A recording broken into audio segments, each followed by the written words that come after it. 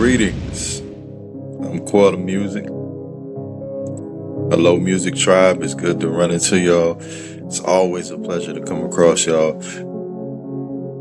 Now, one thing I want to address because I know how the internet is.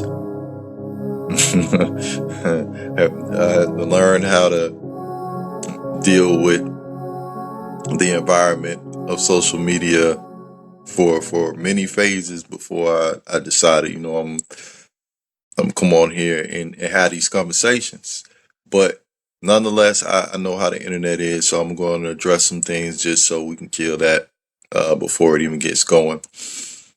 For one, uh, a lot of the times I am going to come dressed down when I'm having certain conversations because I don't want any distractions. Uh, you know, logos poking all out, and these conversations are not for those purposes.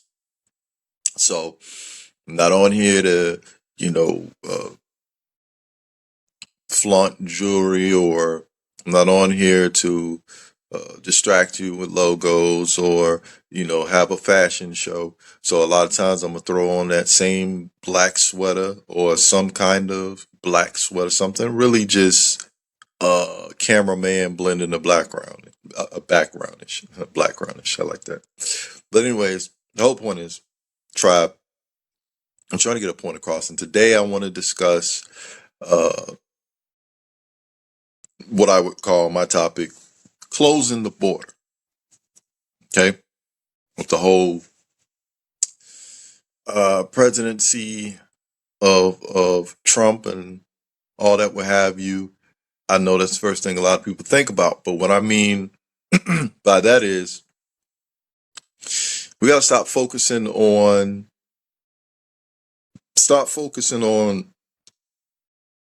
so heavy on what's happening outside of your own experience.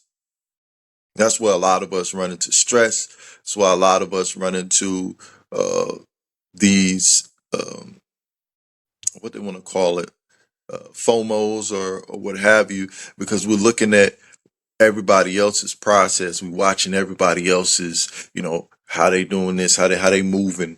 Oh, me and him around the same phase, so I should be doing that too. And if I'm not doing that, I feel like, you know, I'm not doing something right. What am I doing wrong?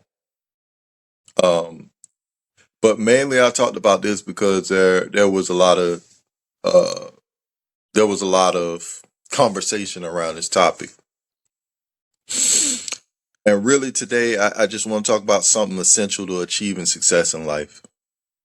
Me, again, by definition, success is getting what you want out of life. And I had some great mentors, whether they know it or not. Um, and Kevin Trudeau, one of the ones that taught me that you have to ask that question, why. Like, somebody might say, hey, I want to, you know, I want a Lamborghini Urus. I'm like, why? All because it's like, it's a, that car symbolizes that you made it, like, and that you're somebody. Like, everybody can't just drive a Lamborghini Urus. And you're like, well, yeah, but why? Why do you feel the need to have something that symbolizes success? And you're like, well, because it represents power, and I want to feel powerful. And then we stop there. He kept asking why until we get down to the feeling, because see, the feeling is truly the success at the bottom of it all. It's not the car, it's not the house, it's not the clothes, the jewelry, the fame. It's the feeling. That's why you can see so many people that have so much. They have material possession. They have all these things. People know who they are. You would consider them something to be like, and then you find out, you're like, man, they're so miserable that, a lot of them aren't happy. They're lost, but they look like they got it all together. They got it going on, man. They're picking different car to drive every day. They get them drove around. They're flying out wherever they want to go. They don't work for nobody, man. What? But that's not success to me. We could say in general, but I'm gonna keep it opinion based. That's just not success to me. And I focus on success as getting what you want, as in how you want to feel. And I see happiness as wanting what you have or wanting what you get, right? So I focus on the emotion side of that. I focus on the mental aspect of that. Uh, you got plenty of people out here to show you how to get what you want, material possession wise. But I'm gonna be the one to talk to you because I know personally. I can't tell you about no Lambos. I don't have no Lambos. I can't tell you about no $1 million homes. I don't have $1 million home. And even if that was something that, I managed to speak on because I receive, it's not something I would want to focus on because it's super misleading. It's super misleading. So really, I had a lot of people talking about it, and I said, well, I'm gonna go ahead and throw my game on it.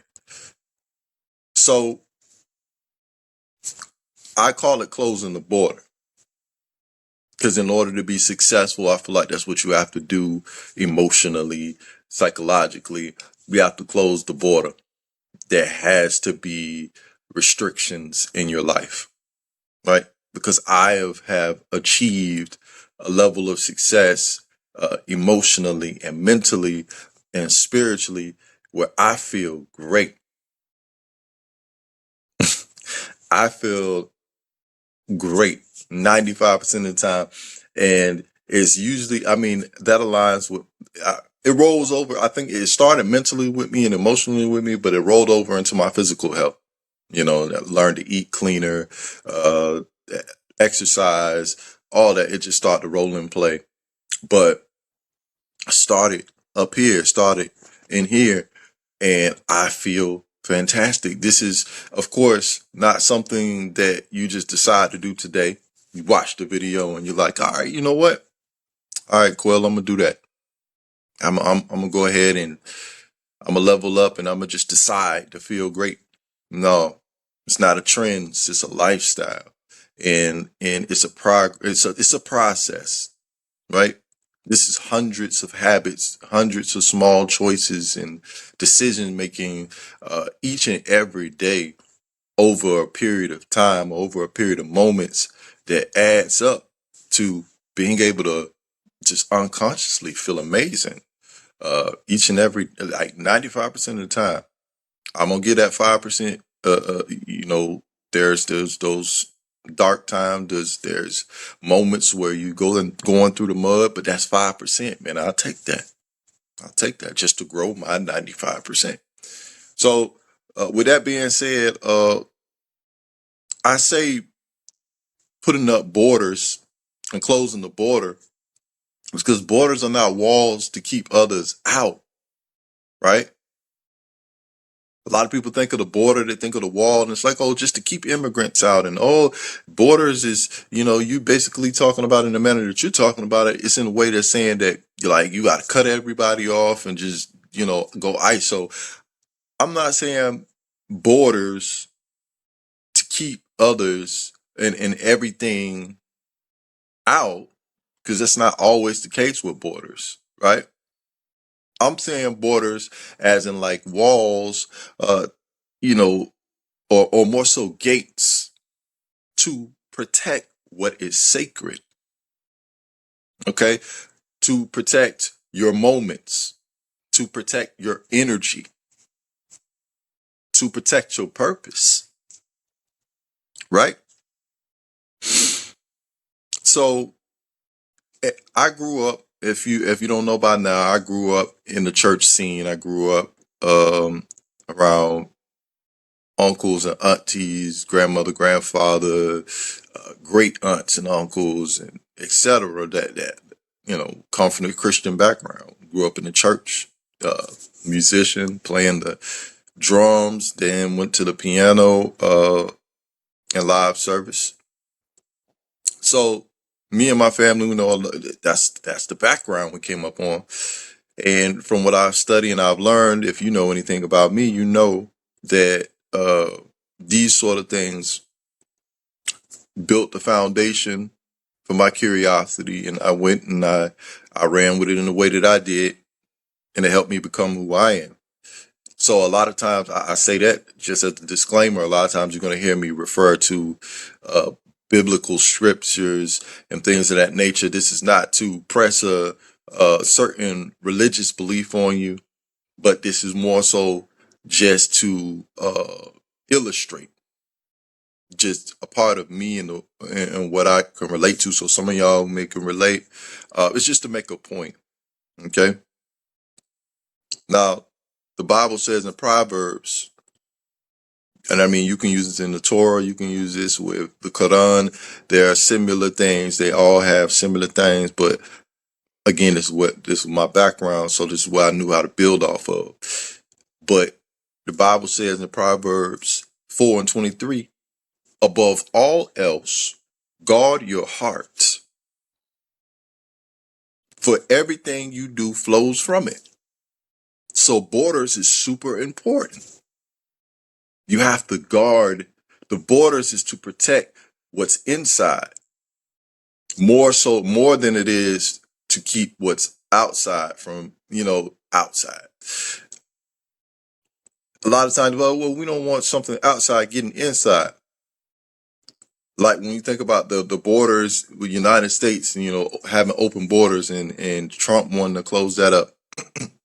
It's not so in that sense of, we want to keep immigrants out. We want to keep foreign entities out unless they come in here the right way, which ideally, when I think about it, that's really what you're talking about. You want to keep things out because you have something inside worth protecting, worth guarding, right? And you can't just allow people to come into your city, which is your heart, where love dwells, where joy dwells. You can't allow people to just come in here as is, however they want to, and wreak havoc on your delicates. These are your goods. These are your precious values.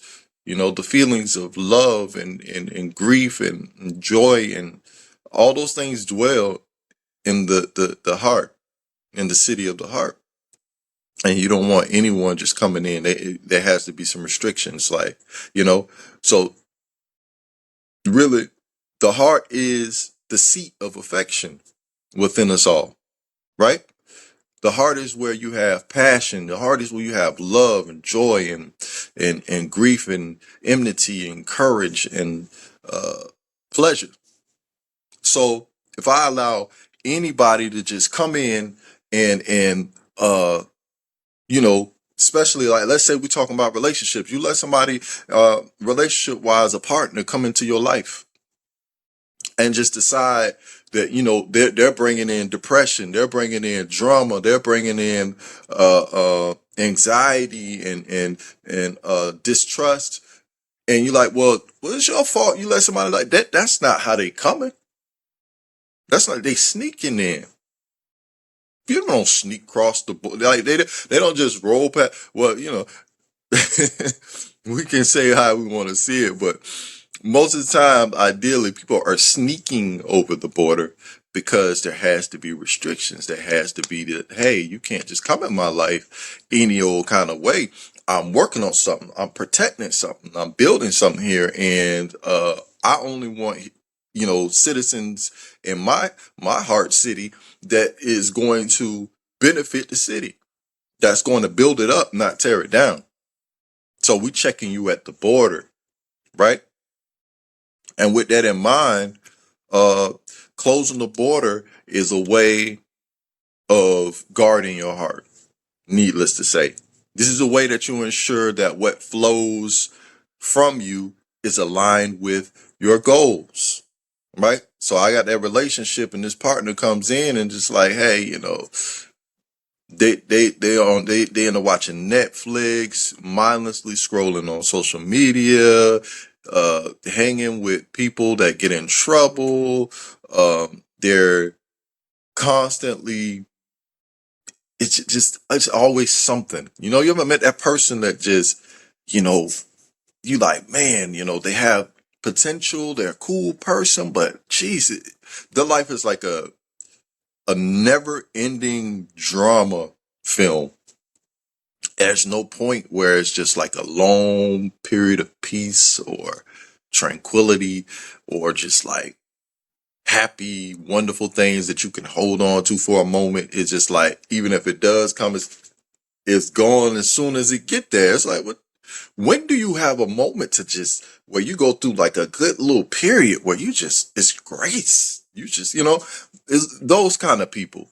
You want to help them, but then you realize the more you dig in, the less you're helping them, and the more they're just bringing you into living how they live, and you find yourself overwhelmed, stressed, frustrated, all the anger categories that you can think of, all the sadness, all the shame, all the fear, just dwelling in those frequencies constantly. It's not worth it. So for me, protecting your border is huge.